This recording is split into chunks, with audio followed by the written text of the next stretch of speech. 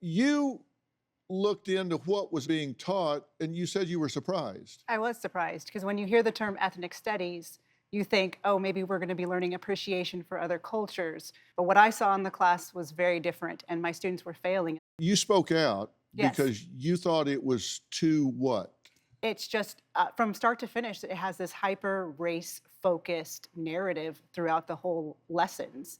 I mean, like I shared that they were given a privilege quiz on day 5. Why are we doing this when we have a literacy crisis in America? And why are we taking time away from traditional subjects and making sure that they're doing this hyper race focused class in 9th grade? So you thought it was divisive. Yes. And you spoke out about it. Yes, I did. And started getting harassed. Oh, yes. That I hate myself, that I'm a white supremacist. And it's not just once, it's every single day since I've been speaking up against this. Threats of violence. Threats of violence. I've also had people contact the district to try and get me fired, but I quit before that. Well, I'm sorry that happened to you. Yes. And you don't object to history being taught Absolutely accurately. Not. No, and I think that the mainstream media has done a really bad job at the messaging of critical race theory. They're saying, oh, we're trying to ban Black history, and that is not happening in America. And then they're also telling the American people that critical race theory is not in our schools, that it's legal theory. And I've heard that over and over and over again. And I'm here to tell the American people that the tenets, and in my district, the actual theory was being taught to the students. Doctor, is this appropriate to be being taught in K through 12? We're talking about critical race theory and ethnic studies as if they're the same thing, and they are different. So critical race theory is a legal theory that basically purports that racism is normal and enduring, and that understanding race and racism as it is central to the experiences and lives of people of color in society, and that racism is systemic, and it has been since the founding of this nation. That is different from ethnic studies, which is looking at history, culture, art of minoritized people.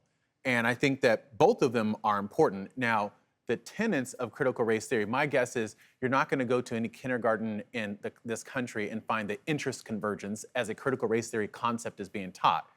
But will you find that there are critiques of America that are being taught in our schools?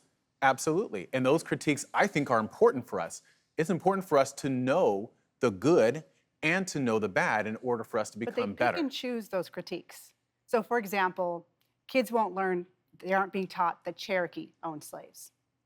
Why aren't they sharing that there's other people in America besides white people that owned slaves? That there because were the free vast blacks. majority of people in the United States who were enslaved were owned by white people. Yeah, I know, but why don't they share the fact that free blacks owned 12,000 slaves? Well, why don't they share the fact that George Washington, our first president, the father of the nation, was a slaveholder who also committed sexual assault against a slave. They do share that. Or that the third president, Thomas Jefferson, was also a slaveholder.